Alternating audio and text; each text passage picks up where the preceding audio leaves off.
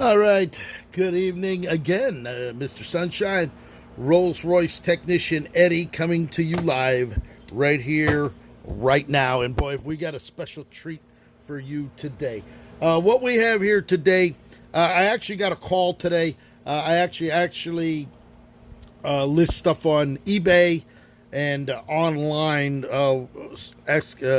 giving up my services nationwide and worldwide. I do a lot of locks for Rolls Royces here in the United States of America, Canada, England, in the European theater, Asian theater, and in the Middle East.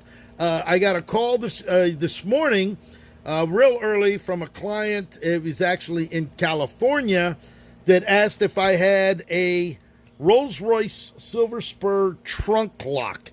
Apparently, someone out there in California vandalized his car, and they couldn't get it open, so the locksmith that was there drilled out the cylinder and destroyed the lock. Well, when that happens, you've got some serious issues, because then you don't have a lock in order to lock it up. So I told him to send me what he had, and sure enough, this is what he had here.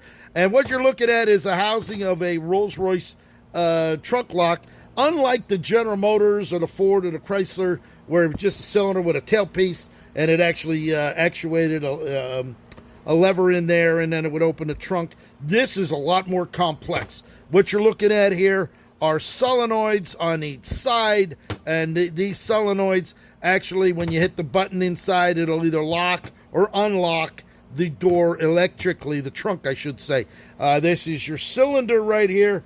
We're going to take a look at it. There's a plastic housing here, and in theory, when you're using the vehicle and you need to do it, you can see how it turns. All right, by energizing the solenoids, it's going to go from one end over to the other, and that's what locks you up. There's a solenoid here and a solenoid here, one for lock and one for unlock. And once it's going in, then you need a key in order to lock it or unlock it. And this is what actuates from a cam that will open and close the door. So what we got to do on here is take this out. He doesn't need this. He has all of that. The locksmith drilled out the cylinder, destroying it. So what we have to do, I have no key for this. I actually went down to Fort Lauderdale today, and I was able to pick this up. And this particular key for the Silver Spur uses a 62HF. These all have special grooving from Yale. Actually, Yale was commissioned by Rolls-Royce to create their locking mechanisms all the way back from day one, back into the 1900s and up. Yale made the keys for Rolls-Royce. So I have the blank that goes in it. You can see that. And there we go. You can see that right there. And what we're going to do is go ahead and pull this out. And we're going to go ahead and pull the cylinder out, all right, because we need to make a key for this. So to use that, we're going to go ahead. It's a 15/16 nut. You can see how everything's made here. There is no pot metal. This is all made out of steel. It's made out of solid brass. And what we're going to do is we're going to go ahead and we're going to loosen the nut in order to take the cylinder out of this housing.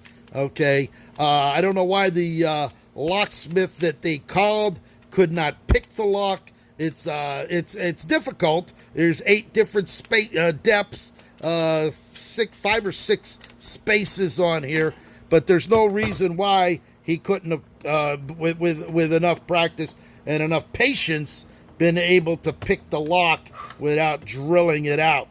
You can find one of these locks. I actually saw one online. They're selling it for $500. That's right, for a Rolls-Royce trunk, just the cylinder. All it is the cylinder that I'm pulling out right now.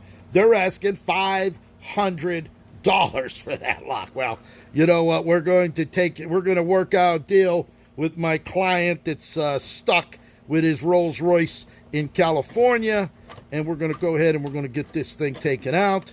It's actually going to pull out just as such right here. So now what we're going to have to do is we're going to have to get this thing turned in order to get it to come out. So and to do that, I think we're going to have to just turn this move this over as such.